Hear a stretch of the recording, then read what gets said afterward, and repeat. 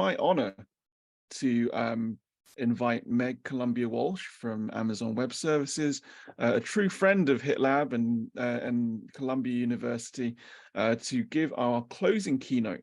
Well, thank you, and for everyone attending. I'm sure wonderful sessions and a wonderful 3 days. I know we can't all do all of them, but you know, it's terrific to be here.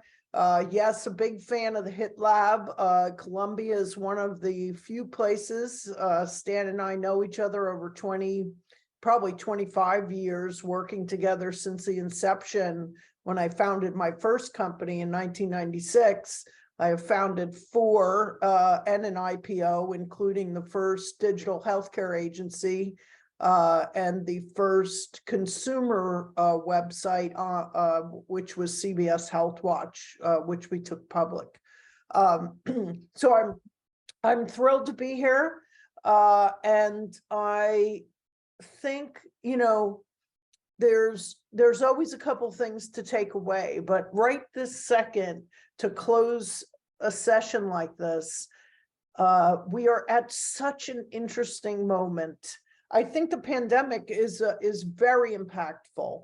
And one of the things that's been very interesting for me to watch is that I don't think as digital executives or technology executives, we have done enough to take advantage of the huge shift.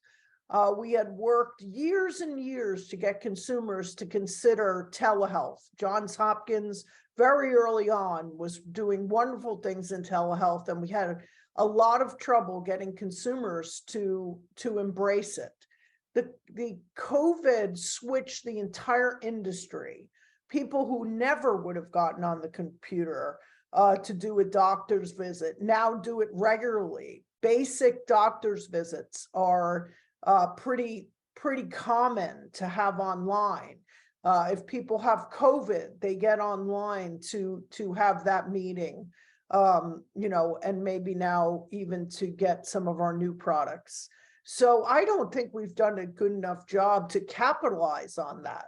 And I think we need to be much more innovative in the way we look at the technology we have. Digital transformation is over.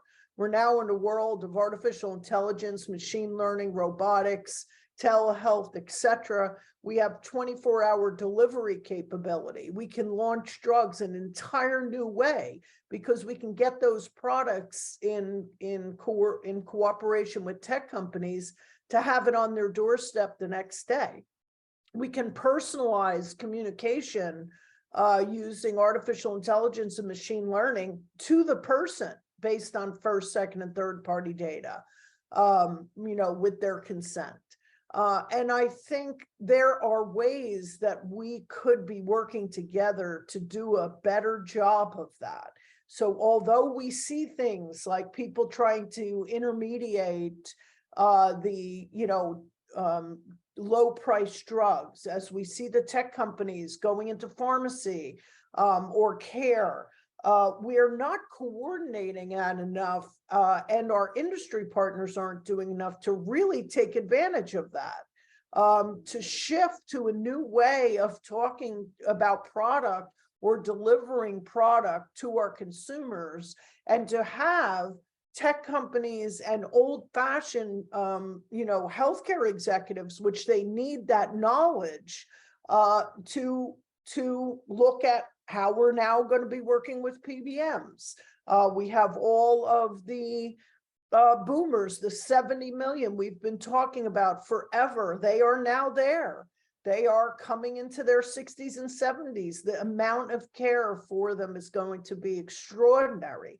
We should have entire caregiver networks already for telehealth. So many ways to do it more coordinated. So what I'm saying is the one-offs, right? The app, the tech company getting into one aspect of it, etc. I really believe we need to do a better job at new language to move past digital and digital transformation to move into technology-driven healthcare, drug delivery, drug launch, commercialization in new ways, and the disintermediation that's possible being done together. actually, to disintermediate in the industry ourselves, to advance and innovate, to just do it a new way, because we know there's plenty of healthcare pie to go around for everyone. The other area that I think, and I'm keen on, I have been for many years, is I think that when you look at water and you look at healthcare, we have some issues here, right? We really need to get the water issues under control. And I think that water is going to be a huge influencer in the healthcare industry and in the technology industry. And I think when we look at maternal care, we're declining. That shouldn't be happening, especially in the United States. And so we need to, again, use some of these advanced technologies to not do, again, a one-off, but do a much better job of coordinated care using technological advances to together take on single issues, caregiving, maternal health care, the influence of climate change on the healthcare industry, and then look at technology together to try to start to solve some of those problems.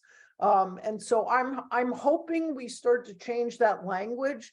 I'm hoping that we start to actually innovate at a higher level than we are now, and have disparate players work a little more closely together.